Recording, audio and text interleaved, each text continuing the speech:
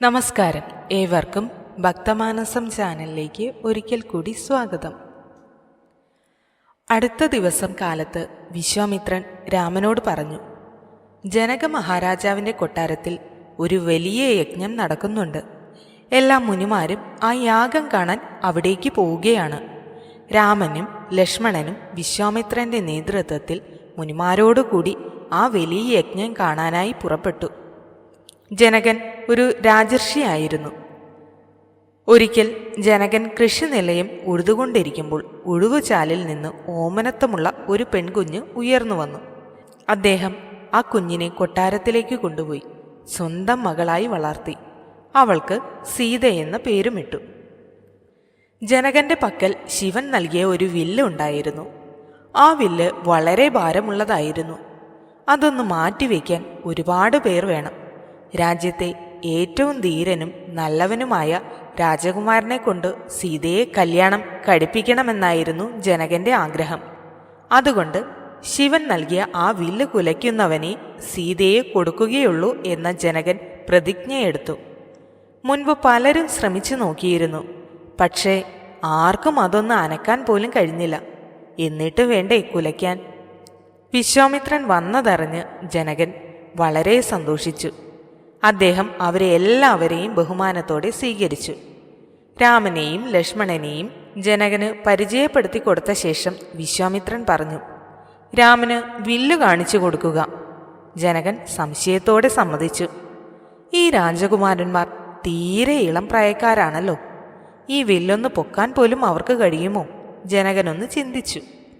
പക്ഷേ അദ്ദേഹം പറഞ്ഞു, രാമൻ ഈ വില്ല് കുലക്കാനായാൽ ഞാൻ എൻ്റെ മകളെ സന്തോഷത്തോടെ രാമന് കല്യാണം കഴിച്ചു കൊടുക്കും. അദ്ദേഹം വില്ല് കൊണ്ടുവരുവാൻ കൽപ്പന കൊടുത്തു. 8 ചക്രമുള്ള ഒരു രഥത്തിൽ ഒരു വലിയ പെട്ടിയിലായിരുന്നു വില്ല് സൂക്ഷിച്ചിരുന്നത്. കുറേ ഭടന്മാർ ചേർന്ന് വലിച്ച് അത് രാജസഭയിലേക്ക് കൊണ്ടുവന്നു. രാമൻ വിനയത്തോടെ എഴുന്നേറ്റ് നിന്നു. ജനകന്റെയും വിശ്വാമിത്രന്റെയും അനുവാദത്തോടുകൂടി അദ്ദേഹം പെട്ടി തുറന്നു വില്ലൊന്നു നോക്കി. എല്ലാവരും നോക്കുന്നുമുണ്ട്. വിശ്വാമിത്രൻ ഒഴിച്ച് ആർക്കും രാമൻ വില്ല് കുലയ്ക്കുമെന്ന വിശ്വാസമുണ്ടായിരുന്നില്ല. രാമൻ എളുപ്പത്തിൽ വില്ല് പൊക്കിയെടുത്തു. വില്ലിൻ്റെ ഒരറ്റം തൻ്റെ കാൽവിരലുകൊണ്ട് ചവിട്ടിപ്പിടിച്ചു. വില്ല് കുലക്കാൻ സർവശക്തിയുമെടുത്ത് അത് വളച്ചു. നോക്കൂ, ആ വിഖ്യാതമായ വില്ല് 2 കഷ്ണങ്ങളായി മുറിഞ്ഞു വീണു. ദശരഥനെ വിവരമറിയിച്ചു. അദ്ദേഹം വിവാഹത്തിന് സമ്മതിക്കുകയും പരിവാരങ്ങളോടുകൂടി മിഥിലയിലേക്ക് വരികയും ചെയ്തു. ജനകൻ ഒരു ഗംഭീരമായ വിവാഹാഘോഷത്തിന് വേണ്ട ഒരുക്കങ്ങൾ ചെയ്തു. രാമൻ സീതയെ വിവാഹം ചെയ്തു. അതേസമയം ലക്ഷ്മണൻ സീതയുടെ സഹോദരിയായ ഊർമിളയെയും ഭരതനും ശത്രുഘ്നനും സീതയുടെ ചെറിയച്ഛൻ്റെ മക്കളായ മാണ്ഡവിയെയും ശ്രുതികീർത്തിയെയും വിവാഹം കഴിച്ചു. വിശ്വാമിത്രൻ അവരെയെല്ലാം അനുഗ്രഹിക്കുകയും തപസ്സിനായി ഹിമാലയത്തിലേക്ക് പുറപ്പെടുകയും ചെയ്തു. ദശരഥൻ തൻ്റെ മക്കളോടും മരുമക്കളോടും കൂടി അയോധ്യയിലേക്ക് മടങ്ങിപ്പോവുകയും ചെയ്തു. 12 വർഷക്കാലം രാമൻ സീതയോടൊത്ത് അയോധ്യയിൽ താമസിച്ചു. അയോധ്യയിലെ ജനങ്ങൾ രാമനെ സ്നേഹിച്ചു. കാരണം രാമൻ അവരുടെ ദുഃഖത്തിലും സുഖത്തിലും പങ്കുചേർന്നിരുന്നു. രാമൻ ജനങ്ങളുടെ കണ്ണിലുണ്ണിയായി മാറിയതായി മനസ്സിലാക്കിയ ദശരഥൻ അദ്ദേഹത്തെ പട്ടാഭിഷേകം ചെയ്ത് രാജാവാക്കി വാഴിക്കാൻ നിശ്ചയിച്ചു. ദശരഥന് പ്രായമായി വരികയാണ്. അതുകൊണ്ട് രാമൻ രാജ്യഭരണം ഏറ്റെടുക്കണമെന്ന് അദ്ദേഹം ആഗ്രഹിച്ചു. എല്ലാ മന്ത്രിമാരെയും വിളിച്ച് അദ്ദേഹം തൻ്റെ ആഗ്രഹം അറിയിക്കുകയും അവരോട് ഉപദേശം ആരായുകയും ചെയ്തു. അവരെല്ലാവരും ഒരേ ശബ്ദത്തിൽ ആ നിർദ്ദേശത്തെ അനുകൂലിച്ചു. ഉടൻ തന്നെ പട്ടാഭിഷേകത്തിനു വേണ്ട ഏർപ്പാടുകൾ ചെയ്യാൻ ദശരഥൻ കൽപ്പന പുറപ്പെടുവിച്ചു. ആ സമയം ഭരതനും ശത്രുഘ്നനും തങ്ങളുടെ അമ്മയുടെ അച്ഛനെ കാണാൻ കേകയ രാജ്യത്തേക്ക് പോയിരിക്കുകയായിരുന്നു. എന്നാൽ രാമന്റെ പട്ടാഭിഷേകത്തെപ്പറ്റി കേട്ടപ്പോൾ ദുഃഖിച്ച ഒരു സ്ത്രീ ഉണ്ടായിരുന്നു. കൈകേയിയുടെ ദാസി മന്ദരയായിരുന്നു അവൾ. ഈ പട്ടാഭിഷേകം എങ്ങനെയെങ്കിലും മുടക്കണമെന്നവൾ തീരുമാനിച്ചുറച്ചു. അവൾ കൈകേയിയുടെ അടുത്തേക്ക് പാഞ്ഞു. കൈകേയിയെ പട്ടാഭിഷേകത്തിന്റെ വിവരം ആദ്യമായി അറിയിച്ചത് അവളായിരുന്നു. രാമനെ യുവരാജാവായി അഭിഷേകം ചെയ്യുന്നത് ആദ്യം കേട്ടപ്പോൾ കൈകേയി അതിയായി സന്തോഷിച്ചു. രാമനെ കൈകേയി അത്രമാത്രം സ്നേഹിച്ചിരുന്നു. എന്നാൽ മന്ദര അവരുടെ മനസ്സിൽ വിഷം കുത്തിവെച്ചു. മന്ദര പറഞ്ഞു, മഹാറാണി, അവിടുന്ന് എന്തൊരു വിഡ്ഢിയാണ്. വന്നു ചേരാൻ പോകുന്ന ദുഃഖം അവിടുന്ന് കാണുന്നില്ലേ? മഹാരാജാവ് മറ്റെല്ലാ ഭാര്യമാരെക്കാളും അവിടുത്തെയാണ് സ്നേഹിച്ചത്. എന്നാൽ രാമൻ രാജാവായാൽ കൗസല്യ കൂടുതൽ ശക്തി നേടി അവിടത്തോട് പ്രതികാരം ചെയ്യും. ചുരുക്കം പറഞ്ഞാൽ അവിടുന്ന് കൗസല്യയുടെ അടിമയാകാൻ പോവുകയാണ്. കൈകേയിയുടെ മനസ്സിൽ ഭയം കൂടി. ഇനി എന്തു ചെയ്യും? അപ്പോൾ മന്ദര ഒരു പുതിയ സൂത്രം നിർദ്ദേശിച്ചു.